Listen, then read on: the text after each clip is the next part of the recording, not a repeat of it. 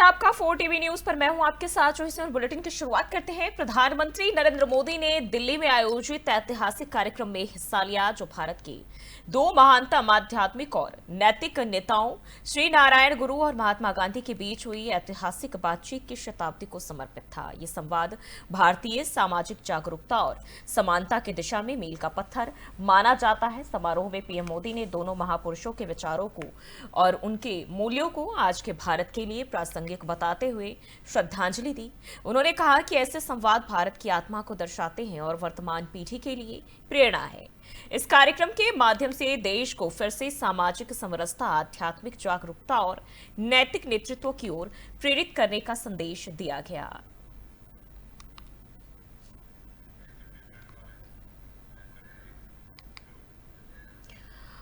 और भारतीय सेना की आतंकवाद विरोधी अभियानों में ताकत बढ़ाने के लिए रक्षा मंत्रालय ने बड़ा कदम उठाया है। मंत्रालय ने आपातकालीन खरीद तंत्र के तहत कुल 1981.90 करोड़ रुपए की लागत से 13 अनुबंधों को अंतिम रूप दिया। ये सौदे भारतीय सेना की परिचालन तत्परता को और अधिक प्रभावी बनाएंगे। रक्षा मंत्रालय ने बताया कि कुल स्वीकृत परिव्यय 2000 करोड़ रुपए है, जिसके तहत ये अनुबंध किए गए हैं और ये निर्णय सेना की तत्काल जरूरतों को पूरा करने और सीमा क्षेत्रों में सुरक्षा को मजबूत करने की दिशा में एक रणनीतिक पहल है। इन सौदों से सेना को उन्नत उपकरण, हथियार और तकनीकी संसाधन मिलेंगे, जिससे आतंकवाद विरोधी अभियानों में सफलता की संभावना और बढ़ेगी।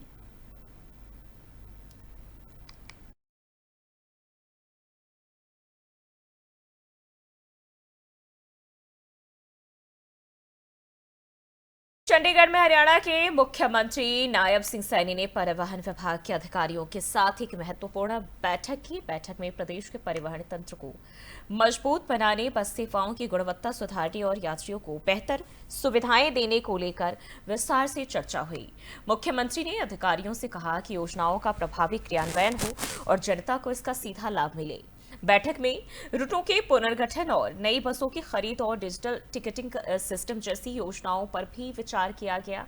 मुख्यमंत्री सैनी ने पारदर्शिता और सेवा में सुधार को प्राथमिकता देने की भी बात कही।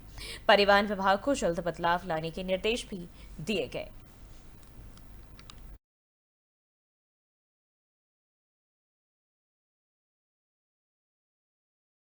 और असम के गुवाहाटी स्थित प्रसिद्ध कामाख्या मंदिर में अंबुबाची मेले का तीसरा दिन श्रद्धा और आस्था से भरा रहा। बड़ी संख्या में श्रद्धालु मंदिर पहुंचे और देवी शक्ति की पूजा अर्चना की। यह 4 दिवसीय वार्षिक आयोजन देवी कामाख्या के मासिक धर्म चक्र के उपलक्ष्य में आयोजित होता है, जिन्हें स्त्री शक्ति का प्रतीक माना जाता है।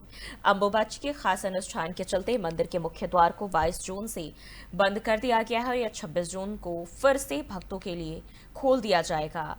और इस दौरान पूरे परिसर में विशेष धार्मिक गतिविधियां भी चल रही है। प्रशासन ने सुरक्षा और श्रद्धालुओं की सुविधा के लिए खास इंतजाम भी किए हैं।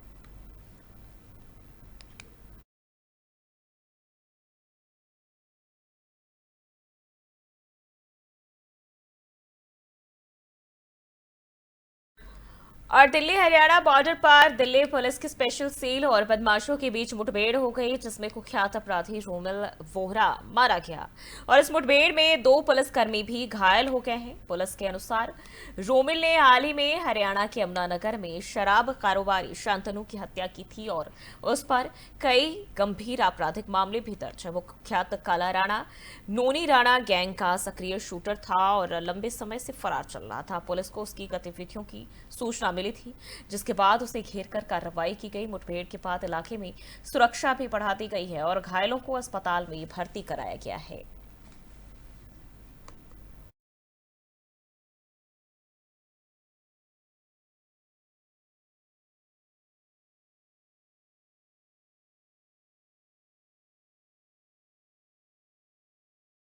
और राजस्थान के 12 जिले में लगातार बारिश के चलते बाढ़ जैसे हालात पैदा हो गए। हालात को देखते हुए जिला प्रशासन ने त्वरित बचाव अभियान भी शुरू किया। एसडीआरएफ की टीम ने मोर्चा संभालते हुए 29 लोगों को सुरक्षित बाहर निकाला और इसके साथ ही 2450 भेड़ों को भी सुरक्षित स्थान पर पहुंचाया गया। प्रशासन की मुस्तैदी और एसडीआरएफ के तेज एक्शन में बड़ी जनहानि टल गई है। प्रभावित क्षेत्रों में राहत कार्य भी जारी है और लोगों को सुरक्षित स्थानों पर पर पहुंचाया जा रहा है। मौसम विभाग ने अगले कुछ दिनों तक और बारिश की संभावना जताई है और ऐसे में प्रशासन अलर्ट मोड पर नजर आ रहा है। लोगों से भी सतर्क रहने की अपील की गई है।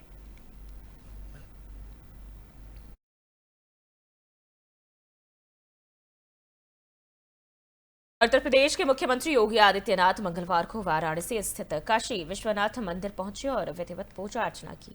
उन्होंने बाबा विश्वनाथ से प्रदेश की समृद्धि और जनता के कल्याण की कामना की है। मंदिर परिसर में इस दौरान सुरक्षा के कड़े इंतजाम किए गए। सीएम योगी ने मंदिर प्रशासन से चल रहे विकास कार्यों की जानकारी ली और श्रद्धालुओं को बेहतर सुविधाएं मुहैया कराने के निर्देश भी दिए। उनका ये दौरा धार्मिक आस्था के साथ साथ प्रशासनिक समीक्षा के दृष्टिकोण से भी बेहद महत्वपूर्ण माना जा रहा है। मुख्यमंत्री के दौरे को लेकर स्थानीय प्रशासन पूरी तरह सतर्क रहा और मंदिर परिसर में व्यवस्थाएं चुस्त दुरुस्त नजर आई।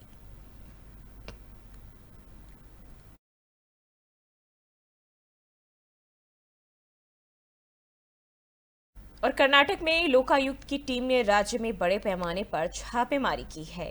बीबीएमपी चिक्कमगलुरु टाउन नगरपालिका, अनेकल टाउन नगरपालिका समेत कई विभागों के अधिकारियों के ठिकानों पर यह कार्रवाई की गई। छापेमारी के दायरे में बेंगलुरु, शिवमोगा, चिक्कमगलुरु और अनेकल, गडक, धारवाड़ और कालाबुरागी जैसे जिले शामिल हैं। अधिकारियों पर भ्रष्टाचार और अनियमितताओं के गंभीर आरोप लगे हैं। फिलहाल लोकायुक्त की टीम दस्तावेजों की जांच में जुटी है और अधिक विवरण का इंतजार जो है वो किया जा रहा है। राज्य सरकार ने स्पष्ट कर दिया है कि भ्रष्टाचार के खिलाफ सख्त कार्रवाई जारी रहेगी और दोषियों को बख्शा नहीं जाएगा।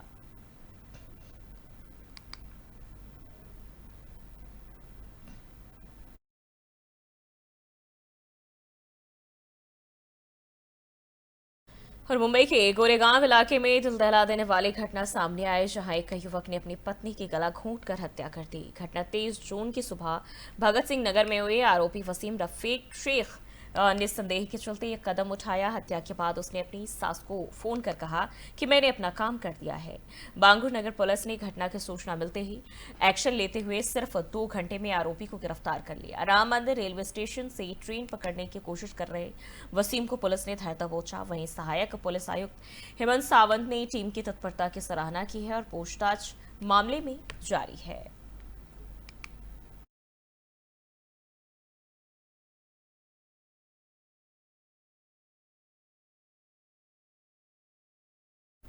बढ़ते आगे, महाराष्ट्र के पालघर जिले के विक्रमगढ़ स्थित डोलारी बुद्रुक गांव में आज भी विकास की बुनियादी सुविधाएं नहीं पहुंची है। आदिवासी इलाकों में लोग बारिश के मौसम में लकड़ी के अस्थायी पुल से जान जोखिम में डालकर आवागमन करते हैं। ग्रामीणों ने खुद ये पुल बनाया है ताकि अस्पताल, स्कूल और बाजार तक पहुंच सके। बारिश के दौरान तेज बहाव में इस लकड़ी के पुल से गुजरना बेहद खतरनाक हो जाता है, जिससे जान गंवाने वालों का खतरा बना रहता है। सरकार भले ही विकास की बड़ी योजनाएं चला रही हो, लेकिन ये गांव आज भी इन योजनाओं की पहुंच से बाहर है। स्थानीय लोग मूलभूत सुविधाओं की मांग कर रहे हैं, लेकिन अब तक सुनवाई नहीं हुई है।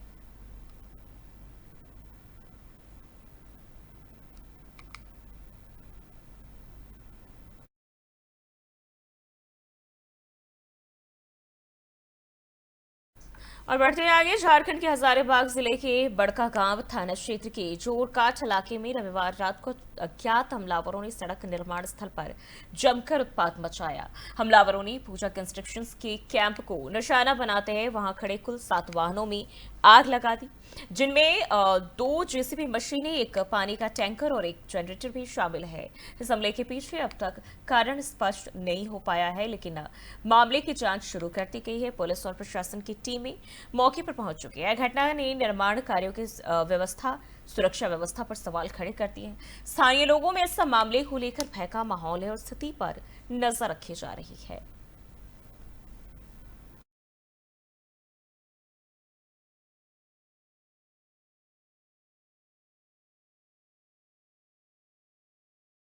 और वहीं उत्तर प्रदेश के अलीगढ़ में दिल्ली गेट थाना क्षेत्र के रेलवे रोड स्थित एक साड़ी की दुकान में भीषण आग लग गई और शुरुआती जांच में आग लगने का कारण शॉर्ट सर्किट बताया जा रहा है। घटना के बाद इलाके में अफरा तफरी मच गई और दमकल विभाग की 2 गाड़ियों ने मौके पर पहुंचकर काफी मशक्कत के बाद आग पर काबू पाया। वहीं हादसे में करीब 25 लाख रुपए से अधिक का नुकसान होने की बातें सामने आ रही है। गनीमत रही कि हादसे में कोई जनहानि नहीं हुई है। वहीं आग लगने की सूचना मिलते ही स्थानीय पुलिस भी मौके पर पहुंची और हालात का जायजा भी लिया। फिलहाल मामले की जांच की जा रही है।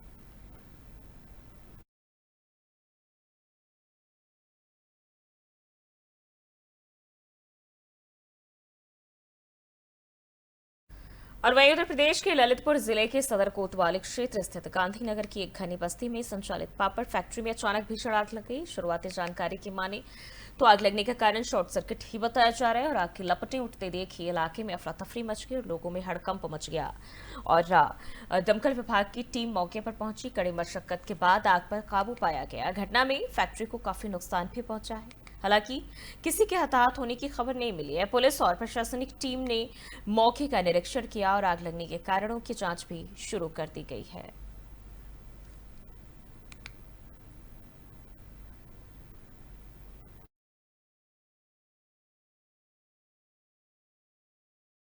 बढ़ते आगे, महाराष्ट्र के रायगढ़ जिले में स्थित कोलाड मानसून के दौरान कुंडलिका नदी पर व्हाइट रिवर राफ्टिंग के लिए पर्यटकों की पहली पसंद बनता जा रहा है। तेज बहाव वाले इस नदी में 12 किलोमीटर लंबे राफ्टिंग ट्रैक पर हजारों सैलानी रोमांच का अनुभव लेने पहुंच रहे हैं और यहां विशेषज्ञ गाइड और विशेष बचाव दल हर राफ्ट के साथ मौजूद रहते हैं, जिससे पर्यटक पूरी सुरक्षा के साथ इस खेल का आनंद ले पाते हैं। 18 साल से अधिक आयु वाले पर्यटकों को ही इसमें हिस्सा लेने की अनुमति मिलती है और इस रोमांच के चलते स्थानीय लोगों को भी पर्यटन आधारित व्यवसायों में रोजगार भी मिल रहा है। कोलाड का ये प्राकृतिक और साहसिक अनुभव अब महाराष्ट्र पर्यटन का नया केंद्र बन चुका है। कोकणडलिका रिवर है इकडे आपण कोकणडलिका रिवर में हम लोग ने रिवर राफ्टिंग किया। राफ्टिंग इतना ऑसम है, लेयर्स ऑसम। आपको हमेशा यू शुड विजिट, एडवेंचर्स करना है, you should visit the Raigarh जिला इन इसमें आपको मिलेगा। ओके, राफ्टिंग बहुत सुपर्ब है। एक टीम में यू हैव 15 मेंबर्स। ओके, इसमें 15 मेंबर्स में बहुत एंजॉय करते हैं। सिंगिंग हम लोग करके हुआ है, स्विमिंग हम लोग ने किया है बीच में और बहुत ऑसम लगा। और अभी हम लोग जो है मतलब इतना एंजॉय कर रहे हैं। एंड आपको आना है फॉर एडवेंचर्स, आपको हमेशा कुंडलिका आना चाहिए फॉर रिवर राफ्टिंग। हमने कोलाड रिवर पे रायगढ़ में अपना रिवर राफ्टिंग के बारे में बहुत सुना था और हमने इसके पहले भी राफ्टिंग कहीं और जगह की है, बट आज आके यहाँ पे हमें बहुत खुशी हुई। इतना सेफ रिवर राफ्टिंग और इतना मज़े वाला रिवर राफ्टिंग। 3-4 रैपिड्स हैं यहाँ पे जिसमें काफ़ी डर भी लगता है और मज़ा भी आती है। तो हम चाहेंगे कि ये अपने खुद कोकन में इतना अच्छा रिवर राफ्टिंग की फैसिलिटी है और ताकि सारे के सारे लोग मुंबई, पूना, आसपास के या पूरे महाराष्ट्र के लोग यहाँ पे आके रिवर राफ्टिंग कोलाड रिवर पे, कुंडलिका रिवर पे मज़ा ले ले। ये हमारे सजेशन है कि इसको मिस नहीं करें। एक लाइफ टाइम में हम इसको एक बार तो भी कोलाड रिवर पे राफ्टिंग करना चाहिए। बहुत ही नैसर्गिक, बहुत ही अच्छा लोकेशन है। सबको 40-45 के पहले इधर आना है। बहुत सिक्योर है, बहुत मजा करोगे। इधर आओगे, एक बार आओ, अनुभव लो और जाओ। कभी मिस मत करो, लाइफ टाइम वन अपॉर्चुनिटी है। बकेट लिस्ट होना चाहिए आपका, इधर आना चाहिए। हाउस द जोश। कोकणडलिका रिवर है इकडे। यूबीटी सांसद संजय राउत ने ईरान की नीतियों और साहस की खुलकर तारीफ की है और उन्होंने कहा कि ईरान में दिखाया है कि स्वाभिमान और आत्मसम्मान क्या होता है। राउत ने कहा कि जब भी भारत किसी संकट में फंसा, चाहे वो कश्मीर का मामला हो या पाकिस्तान से जुड़ा कोई मुद्दा, ईरान हमेशा भारत के साथ खड़ा रहा है। उन्होंने कहा कि हमें ईरान से ये सीखना चाहिए कि किसी के सामने झुकना नहीं चाहिए। ईरान अपने स्वाभिमान के लिए लड़ता रहा और जीतता है, यही उसकी ताकत है। राउत ने ईरान के नेतृत्व और उसके जज्बे की जमकर सराहना की है और कहा कि ऐसी नीति भारत के लिए भी प्रेरणा हो सकती है।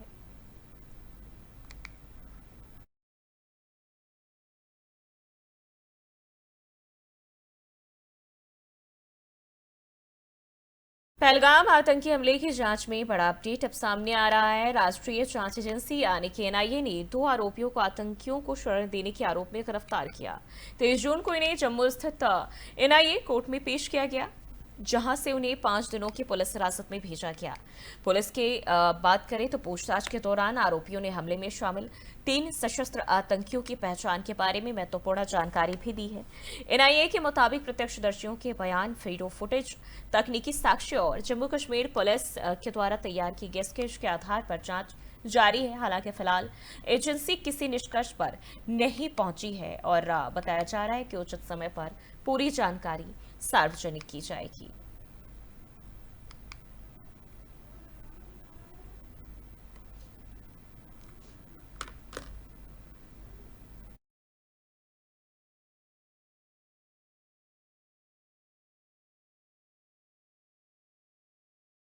और गाजा की हालत बिगड़ती ही जा रही है। वहां लोगों को 2 वक्त की रोटी के लिए भी जान की बाजी लगानी पड़ रही है। हालात ऐसे बन गए हैं कि भोजन के लिए हंगामा करने वाली भीड़ को कंट्रोल करने के लिए गोली तक चलानी पड़ रही। गाजा में एक तरफ भूख से बिलबिलाते हाथों में बर्तन लिए महिलाओं, बच्चों, बुजुर्गों की भीड़ वहां चरम पर पहुंच चुकी भूखमरी के हालात बयां कर रहे हैं। इसके अलावा भी कई इंटरनेशनल एजेंसियों की रिपोर्ट इस ओर इशारा करती है। युद्ध के कारण गाजा के हालात बद से बदतर होने लगे हैं और इसी का नतीजा है कि भोजन बांटने वाली एजेंसी के सेंटरों पर हंगामे भी हो रहे और गोलियां चलाई जा रही है। ये रिपोर्ट देखिए। गाजा की स्थिति बद से बदतर। गाजा में भूख और प्यास से हाहाकार। हिजबुल्लाह बंधकों को छोड़ने को तैयार नहीं। इजराइल बोले भोजन सप्लाई पर लेंगे फैसला। गाजा ह्यूमैनिटेरियन फाउंडेशन का वितरण अभियान बाधित। गाजा में लोगों की स्थिति बद से बदतर है। वहां लोग भूख और प्यास से तड़प रहे हैं। कई संगठनों के द्वारा वहां भोजन पहुंचाने का काम किया जा रहा है। इस स्थिति को देखते हुए कई दुनिया के देश स्थिति को सामान्य करने की बातों पर जोर दे रहे हैं, लेकिन हमास, जिसने इजराइल के नागरिकों को बंदी बनाए हैं, उसे छोड़ने का नाम नहीं ले रहा। ऐसे में स्थितियां और विकट होती जा रही है। इजराइल का कहना है कि जो संगठन भोजन पहुंचाने का काम कर रहे हैं, उसका फायदा लगातार हमास को मिल रहा है, जिसके कारण वह हमारे नागरिकों को नहीं छोड़ रहा है और इसलिए वहां जाने वाले भोजन सप्लाई को वह बंद कर देगा। और कितना और किस रूप में मानवीय सहायता पहुंचानी है, इसका फैसला हम कर लेंगे। इसलिए एक संगठन जिसका नाम गाजा ह्यूमैनिटेरियन फाउंडेशन है, इसके द्वारा भोजन पहुंचाने का काम किया जा रहा है। लेकिन बीते दिनों हजारों फिलिस्तीनियों ने दक्षिणी गाजा में खुले गाजा ह्यूमैनिटेरियन फाउंडेशन नाम के इस संगठन के अड्डे को तहस नहस कर दिया, जबकि संगठन का कहना है भोजन लेने वालों की भारी संख्या के कारण उनकी टीम को पीछे हटना पड़ा। वहीं इजरायली सेना ने कहा कि संगठन की सुरक्षा करने वालों ने चेतावनी के तौर पर गोलियां चलाई। दरअसल इस संगठन को अमेरिका और इजराइल का समर्थन हासिल है और ये संयुक्त राष्ट्र को दरकिनार कर गाजा में मदद करने का इरादा रखता है, लेकिन संयुक्त राष्ट्र ने इसे अनैतिक और अव्यावहारिक बताते हुए खारिज कर दिया, क्योंकि इस संगठन पर हथियारबंद सुरक्षा गार्डों का इस्तेमाल करने का आरोप लगाया जा रहा है। इसके साथ ही ये भी आरोप लगाए जा रहे हैं, इससे पहले जीएचएफ ने कहा था कि भोजन से लदे उसके ट्रक गाजा में सुरक्षित ठिकानों पर पहुंच गए हैं और लोगों को खाना बांटना भी शुरू कर दिया है, लेकिन ये नहीं बताया कि अब तक कहां और कितनी मदद पहुंचाई गई। संगठन का विरोध आखिर क्यों? यूएन और संगठनों ने जीएचएफ से सहयोग से किया इनकार। जीएचएफ पर मदद को हथियार बनाने का लगाया आरोप। जीएचएफ ने कहा हमारा सिस्टम मानवता पर आधारित है। संयुक्त राष्ट्र और गाजा में मदद पहुंचाने वाले दूसरे संगठनों ने जीएचएफ के साथ सहयोग करने से इनकार कर दिया। यूएन और दूसरे संगठनों का कहना है जीएचएफ के साथ काम करने का तरीका मानवता के सिद्धांतों के खिलाफ है और ऐसा लगता है कि ये संगठन मदद को हथियार के तौर पर इस्तेमाल करना चाहता है। वहीं जीएचएफ ने बीते दिन पत्रकारों को भेजे गए एक बयान में कहा कि उसने गाजा में अपना ऑपरेशन शुरू कर दिया है, जिसका बाकायदा वीडियो भी जारी किया गया। वहीं जीएचएफ ने यूएन और दूसरे संगठनों की आलोचना को भी खारिज करते हुए कहा कि कुछ लोग मदद को आने देने की तुलना में इस व्यवस्था को तोड़ने पर ध्यान केंद्रित कर रहे हैं, लेकिन उसका सिस्टम पूरी तरह से मानवता के सिद्धांत पर काम करता है और आगे भी करता रहेगा। विवाद की जड़ में क्या है? जीएचएफ केंद्रों पर होती है सख्त सुरक्षा जांच। इजरायली सैनिक करते हैं वितरण केंद्रों की निगरानी। जीएचएफ मानवता के सिद्धांतों में फेल, यूएन का बयान। हमास ने जीएचएफ पर लगाया भुखमरी फैलाने का आरोप। दरअसल संयुक्त राष्ट्र और अन्य एजेंसियां इस संगठन की मदद बांटने के तरीके से बिल्कुल असहमत है। उनका कहना है गाजा ह्यूमैनिटेरियन फाउंडेशन से मदद लेने वाले की सुरक्षा की जांच होती है और इसके बाद ही उन्हें भोजन और साफ सफाई में काम आने वाले सामान के बॉक्स दिए जाते हैं। ये सामान जीएचएफ के डिस्ट्रीब्यूशन सेंटरों में मिलता है, जो ज्यादातर सेंटर दक्षिणी गाजा में है। इसके साथ ही उनका कहना है कि संगठन के भोजन बांटने के सेंटर प्राइवेट सुरक्षा गार्डों की हिफाजत में है और इनके चारों ओर इजरायली सैनिक गश्त लगा रहे होते हैं। इसलिए यह संगठन मानवता के बुनियादी ढांचों का पालन करने में नाकाम है। वहीं हमास का कहना है कि यह संगठन व्यवस्था की जगह अव्यवस्था पैदा करेगा। ये एक ऐसी नीति थोपेगा जो फिलिस्तीन में लोगों को भूखमरी का शिकार बनाएगी और युद्ध के समय भोजन को हथियार के तौर पर इस्तेमाल करेगी। जीएचएफ ने हमास के बयान की निंदा की, लेकिन गाजा ह्यूमैनिटेरियन फाउंडेशन ने हमास के इस बयान की निंदा की। संगठन का कहना है कि हमास जीएचएफ की मदद करने वालों को मौत की धमकी देकर उन्हें निशाना बना रहा है। जीएचएफ के सुरक्षित ठिकानों को टारगेट करने की कोशिश हो रही है। साथ ही हमास गाजा के लोगों को मदद के लिए वितरण केंद्रों पर आने से भी रोका जा रहा है। युद्ध का मूल कारण आखिर क्या? हमास हमले के बाद इजराइल ने मदद रोकी, बंधकों की रिहाई तक सैन्य अभियान रहेगा जारी। गाजा में संघर्ष विराम टूटा, हमला हुआ तेज। युद्ध की राजनीति में मासूम लोग बन रहे शिकार। गाजा में जारी मानवीय संकट के जड़ में इजराइल और हमास के बीच टकराव बढ़ता जा रहा है। यह पूरा संघर्ष उस समय तेज हुआ जब हमास ने इजराइल पर हमला किया, जिसके बाद इजराइल ने 2 मार्च को गाजा में आने वाले मानवीय मदद की पूरी तरह से नाकाबंदी कर दी। 2 हफ्ते बाद इजराइल ने हमास के साथ 2 महीने पुराने संघर्ष विराम को खत्म कर सैन्य कार्रवाई शुरू कर दी। इजरायली अधिकारियों का कहना है कि यह कदम गाजा में हमास के द्वारा अभी भी बंधक 58 नागरिकों की रिहाई के लिए उठाया गया है। इजरायल ने स्पष्ट किया कि जब तक उसके नागरिक सुरक्षित वापस नहीं लौटते, तब तक सैन्य अभियान जारी रहेगा। इस स्थिति में सबसे गंभीर सवाल ये है कि कब तक हमास इजरायल के अस्तित्व को नकारता रहेगा और कब तक आम नागरिक इन मानवीय त्रासदियों का शिकार बनते रहेंगे। युद्ध की राजनीति के बीच सबसे अधिक कीमत मासूम लोगों को चुकानी पड़ रही है। गाजा की स्थिति बद से बदतर, गाजा में भूख।